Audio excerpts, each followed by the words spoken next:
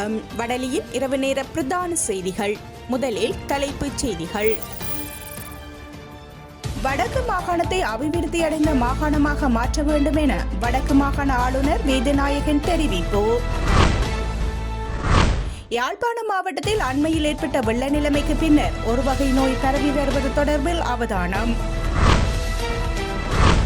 முன்னாள் ஜனாதிபதி மஹிந்த ராஜபக்சவின் பாதுகாப்பை நீக்குவதற்கு தற்போதைய அரசாங்கம் நடவடிக்கை. தென்கொரியாவில் அவசர நிலை ராணுவ சட்டத்திற்கு பரிந்துரைத்ததற்காக கைதான அந்த நாட்டின் முன்னாள் பாதுகாப்பு அமைச்சர் தற்கொலை முயற்சி. தொடர்பென விரிவான செய்திகள். வடக்கு மாகாணத்தை அபிவிருத்தி அடைந்த மாகாணமாக மாற்ற வேண்டும் எனவும் அதற்கு முதலீடுகளை ஊக்குவிக்கும் வகையில் எமது உள்ளூராட்சி மன்றங்களும் மாற்றமடைய வேண்டும் என வடக்கு மாகாண ஆளுநர் வேதநாயகன் தெரிவித்தார். பருத்தித்துறை பிரதேச சபையின் ஏற்பாட்டில் உள்ளூராட்சி மாத நிகழ்வும் வாசிப்பு மாத நிகழ்வும் பண்பாட்டு பெருவிழாவும் பருத்தித்துறை SS மண்டபத்தில் இன்று நடைபெற்றது. இந்த நிகழ்வில் பிரதம விருந்தினராக கலந்து கொண்டு உரையாற்றும் போதே ஆளுநர் இவ்வாறு தெரிவித்தார். தமிழ் மக்களுக்கென்று தனி சிறப்பான பண்பாடுகள் இருக்கின்றன. அவை இன்று அருகி வருகின்றன. அவற்றை சுட்டிக்காட்டுவதற்காகவே இவ்வாறான பண்பாட்டு நிகழ்வுகள் நடத்தப்படுகின்றன. அவை வரவேற்கப்பட வேண்டும், ஊக்குவிக்கப்பட வேண்டும். இதனூடாக எமது பண்பாடுகள் காக்கப்படுவதையும் உறுதிப்படுத்த வேண்டும். குறிப்பாக வரவேற்பு, விருந்தோம்பல், நன்றி கூறல் என்பன எமது பண்பாட்டின் அடிப்படைகள். அவற்றை விட்டு நாம் இன்று வெகு தூரம் சென்று விட்டோமோ என்ற அச்சநிலை ஏற்படுகின்றது. அரச திணைக்களங்களை நாடி சேவைகளை பெற்றுக்கொள்வதற்கு பொதுமக்கள் சென்றால் சில திணைக்களங்களில் அவர்களை வரவேற்பதற்கு யாரும் இல்லை. அது தவறானது. பொதுமக்களை நாடி சென்று நாம் சேவையை செய்ய வேண்டும். எமது மாகாணத்தின் இளையோர்கள் வெளிநாடுகளுக்கு புலம்பெயர்ந்து கொண்டிருக்கின்றனர். அவர்களுக்கான வேலைவாய்ப்புகளை நாம் எமது மாகாணத்தில் உருவாக்கி கொடுக்க வேண்டும். பல முதலீட்டாளர்கள் இங்கு வருவதற்கு விரும்புகின்றார்கள். அவர்களை நாங்கள் வரவேற்க வேண்டும். எமது உள்ளூராட்சி மன்றங்கள் முதலீட்டாளர்களுக்கு உதவும் வகையில் செயற்பட வேண்டும்.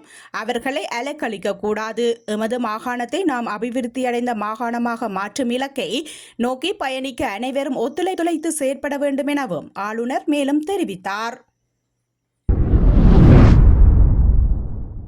யாழ்ப்பாணம் மாவட்டத்தில் அண்மையில் ஏற்பட்ட வெள்ள நிலைமைக்கு பின்னர் பருத்தித்துறை, கரவெட்டி, சாவகச்சேரி ஆகிய சுகாதார வைத்திய அதிகாரி பிரிவுகளில் ஒரு வகையான காய்ச்சல் பரவி வருவதாக வடக்கு பிராந்திய சுகாதார சேவைகள் பணிப்பாளர் வைத்தியர் கலாநிதி கேதீஸ்வரன் தெரிவித்துள்ளார்.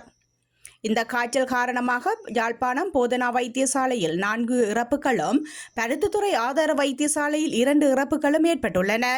இந்த இறப்புகளில் 2 பருத்தித்துறை சுகாதார வைத்திய அதிகாரி பிரிவிலும், 2 சாவகச்சேரி சுகாதார வைத்திய அதிகாரி பிரிவிலும், 1 கரவெட்டி சுகாதார வைத்திய அதிகாரி பிரிவிலும் ஏற்பட்டுள்ளன.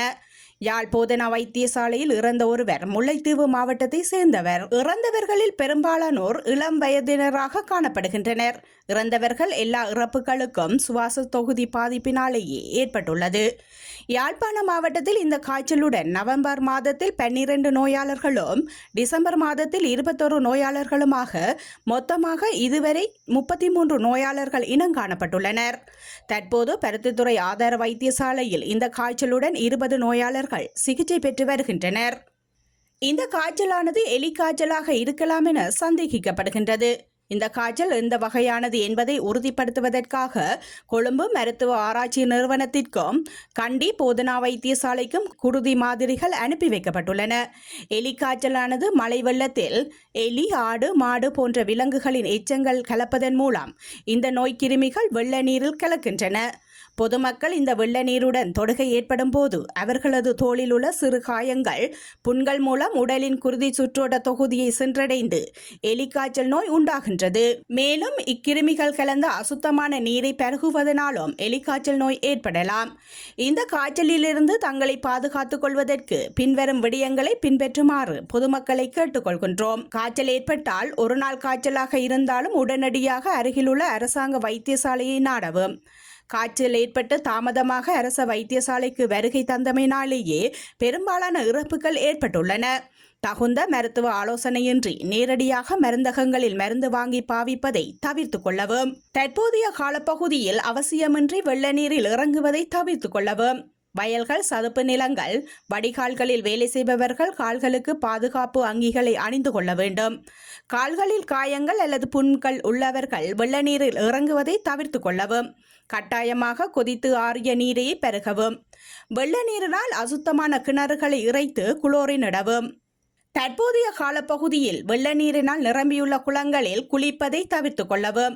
தற்போது நோய் பரவி வரும் பருத்தித்துறை, கரவெட்டி, சாவகச்சேரி சுகாதார வைத்திய அதிகாரி பிரிவுகளில் வயல்கள், சதுப்பு நிலங்கள், வடிகால்களில் வேலை செய்பவர்கள் தமக்குரிய தடுப்பு மருந்துகளை அருகிலுள்ள சுகாதார வைத்திய அதிகாரி பணிமனைகளில் பெற்றுக்கொள்ளலாம். எனவே பொதுமக்கள் மேற்படி ஆலோசனைகளை பின்பற்றி இந்த நோயிலிருந்து தம்மை பாதுகாத்துக் கொள்ளுமாறு வைத்திய கலாநிதி கேதீஸ்வரன் கேட்டுக்கொள்கின்றனர். யாழ்ப்பாண மாவட்டத்தில் அண்மையில் ஏற்பட்ட வெள்ள அனர்த்தத்திற்கு பின்னர் பருத்தித்துறை, கரவெட்டி, சாவகச்சேரி ஆகிய சுகாதார வைத்திய அதிகாரி பணிமனைகளிலே ஒரு வகையான காய்ச்சல் பரவி வருகின்றது. இந்த காய்ச்சல் காரணமாக யாழ்ப்பாணம் போதனா வைத்தியசாலையிலே 4 இறப்புகளும்,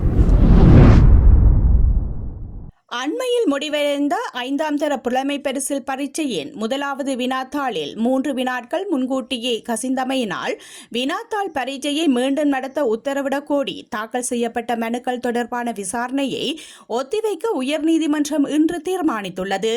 இந்த மனுக்கள் இன்று எஸ். துரைராஜா மற்றும் சிரான் குணரத்ன ஆகிய நீதியரசர்கள் அடங்கிய அமர்வு முன்னிலையில் மனுக்கள் அழைக்கப்பட்டன. 3 நீதிபதிகள் கொண்ட அமர்வு முறையாக நிறைவுறாததால் மனுக்கள் மீதான விசாரணையை எதிர்வரும் 16ஆம் திகதிக்கு ஒத்திவைத்து நீதியரசர்கள் அமர்வு உத்தரவிட்டது.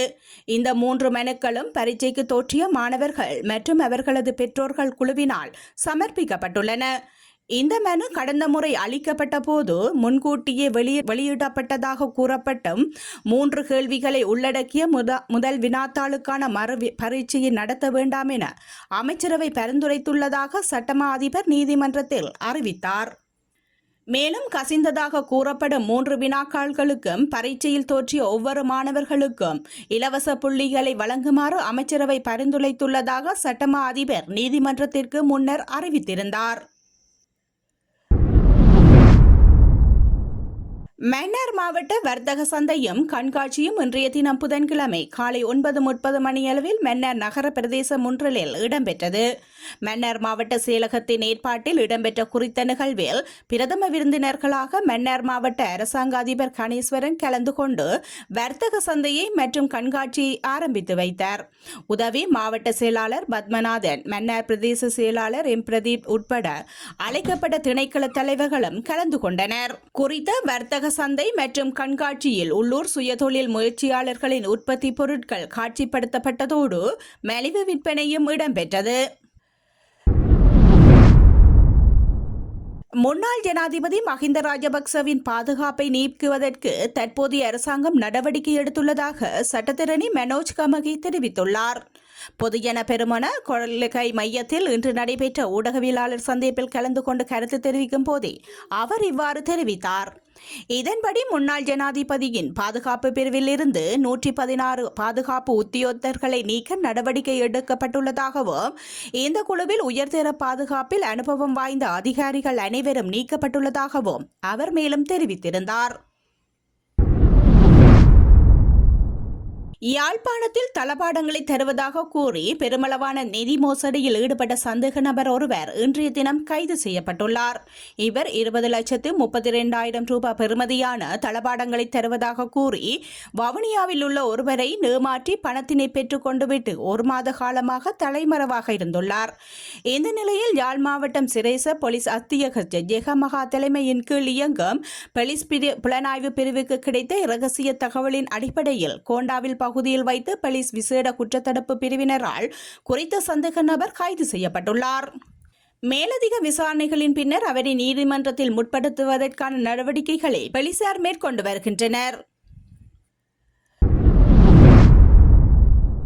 தென்கொரியாவில் அவசர நிலை ராணுவ சட்டத்திற்கு பரிந்துரைத்ததற்காக கைதான அந்த நாட்டின் முன்னாள் பாதுகாப்பு அமைச்சர் கிம் யாங் ஹியூன் சிறையில் தன் உயிரை மாய்த்துக் கொள்ள முயற்சித்துள்ளார். தென்கொரியாவில் அவசர நிலை ராணுவ சட்டம் அண்மையில் கொண்டுவரப்பட்ட நிலையில் கடும் எதிர்ப்புக்கு பின்னர் திரும்ப பெறப்பட்டது. இந்த பரிந்துரையை ஜனாதிபதி ஜூன் சுக் இயோலுக்கு அளித்த குற்றச்சாட்டில் முன்னாள் பாதுகாப்பு அமைச்சர் கிம் யாம் ஹயோன் ஞாயிற்றுக்கிழமை கைது செய்யப்பட்டார். அவசர நிலை ராணுவ ஆட்சி அமலப்படுத்திய விவகாரம் தொடர்பான விசாரணை நடைபெறும் நீதிமன்றத்தில் தாமதமாகவே கிம் யான் யூன் ஆஜரானதாகவும் அவரது கைபேசி பறிக்கப்பட்டு அவர் கைது செய்யப்பட்டதாகவும் அந்த நாட்டு ஊடகங்களில் செய்தி வெளியாகியிருந்தன. இந்த நிலையில் சிறையில் தன் உயிரை மாய்த்துக் கொள்ள முயற்சித்த கிம் யாங்கை காவலர்கள் தடுத்து நிறுத்தியதாகவும் அவர் நலமுடன் இருப்பதாகவும் தென்கொரிய அதிகாரியொருவர் தெரிவித்திருந்தார். இந்த தகவலை நீதித்துறை அமைச்சர் பார்க் தென்கொரிய பாராளுமன்ற கூட்டத்தில் உறுதி செய்துள்ளதால் பரபரப்பும் ஏற்பட்டுள்ளது. பாராளுமன்றத்தில் ஜூன் சுக் இயோலுக்கு எதிராக எதிர்க்கட்சியினர் தாக்கல் செய்த பதவி நீக்க தீர்மானத்தின் மீது சனிக்கிழமை நடைபெற்ற வாக்கெடுப்பில் பங்கேற்காமல் ஆளுங்கட்சியினர் புறக்கணித்தனர்.